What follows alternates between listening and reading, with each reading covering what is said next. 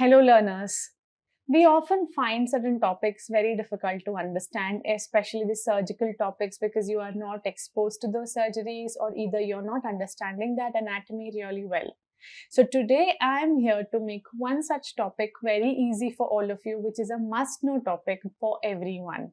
I'm going to discuss tracheostomy with the help of a quick 3D animation that will help you get your concepts right. Let's understand this from the beginning. Tracheostomy is a procedure where we make a surgical opening in the trachea so that the patient is able to breathe via a tube called as the tracheostomy tube.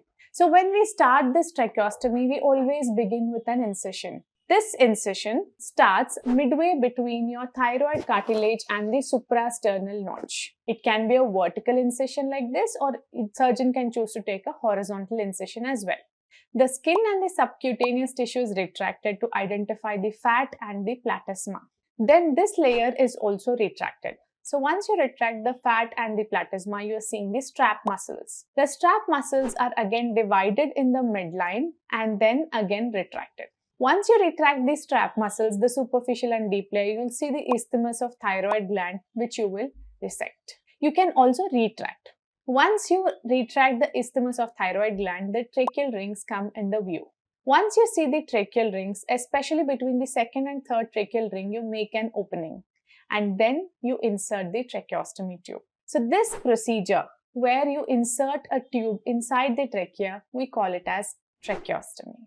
Now, tracheostomy tube is in position or not. How do we identify? You've put the tube in, but how do you identify whether it is in position in the trachea or has it gone into a false track below the skin and subcutaneous tissue, or has it gone into any other passage? How do we identify? First and foremost, you must be able to have the EtCO2 on the monitor. So end tidal carbon dioxide measurement must be visible on your Boyle's apparatus, which will tell you that the tube is inside the trachea. The second parameter, whenever you do a bag ventilation, there has to be a chest lift. So the chest lift should be adequate. When you auscultate, you should be able to hear bilateral chest sounds or the lung sounds. And number fourth, your saturation should not be falling. It should be somewhere between 90 to 95 or 95 plus percentage. So saturation should not fall. So all this will tell you that the tracheostomy tube is in place. Now, an objective evidence for showing the tracheostomy tube is in place or not is by doing an X-ray.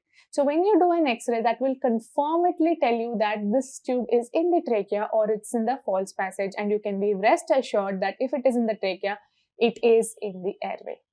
So this is how you can simplify your learning, and to learn more such things, you can follow me on this Prepladder page, and I am Dr. Vyshnavi, and for more such videos, do share, like and subscribe.